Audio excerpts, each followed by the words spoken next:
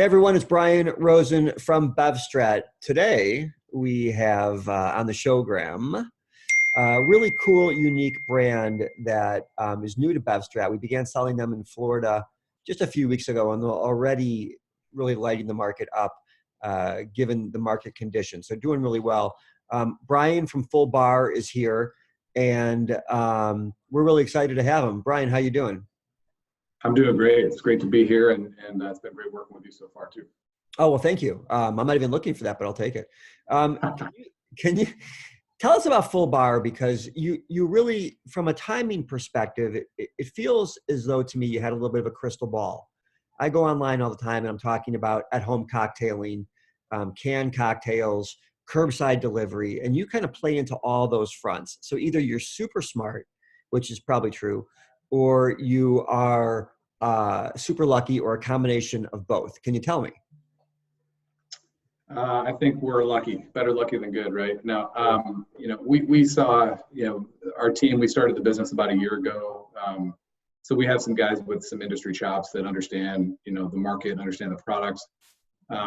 We kind of went on a search to try to, we noticed that people really are into cocktails lately. So all the data shows how spirits are taking share from beer and wine and all that kind of stuff. We noticed though that there are many occasions that you can't really get a good cocktail at. So, obviously a year ago it was talking about, a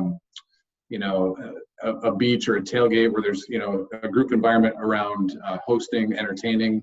If you have people over your house and people want to drink cocktails, you're going to be in the kitchen all day making drinks as opposed to entertaining. Smart. So we said, how can we make amazing cocktails more convenient? And it led us down the path of looking at ready to drink. The stuff that's pre-mixed in a can, we tried a lot of it. It was missing something for us from a flavor standpoint. So we said, hey, why don't we actually put straight spirits in a can, which we did here with these 100 ml cans. This is a can of tequila. And then why don't we put, create a lineup of mixers as well underneath the same brand. And so we got the margarita right here. So it's a 200 ml and a 100 ml. You put those together, you've got kind of a double cocktail. So I'll do it right now in front of you. But wait, we're doing a live demo. Look at this. Live demo. So it's as easy as You got a drink. So I've got a margarita that's unbelievable, and I did that in about 10 seconds. We can roll the dice and time it, and it's so we were able to dial the flavor up. So I think we felt really good about the proposition we created.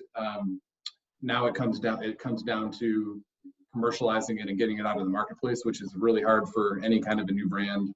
But I think we hit it well, and then obviously with COVID, it's changed the game, and now you've got people that are concerned about people who are preparing things for them, and they're staying home. Yep. So I think we're relevant in a different way now, but it's certainly the timing of that with our launch has been a challenge. I mean, I did a piece for Market Watch last week where I talked about the death of the bar cocktail, because you want to have people to your home. You don't want to go into a bar where there's 100 people you don't know, and you want to produce something is safe with people are safe. And whether we're back to business or not, and I just, yesterday, Illinois, for instance, opened up off on-premise dining outside June 1st. Florida's already open 80% of the way. And so your instincts were correct. This move towards home cocktailing and this move towards easy and simple, canned, contained, really is good. What I also think is interesting, and the consumer should know this, is that I believe it's like the hot dog in the bun theory as well. You have more liquid than mixer, right? Yeah. Yeah. So you have to perpetuate the next purchase. Yeah, that was a big part of our model. I mean, my partners are really deep in kind of the key account retail world.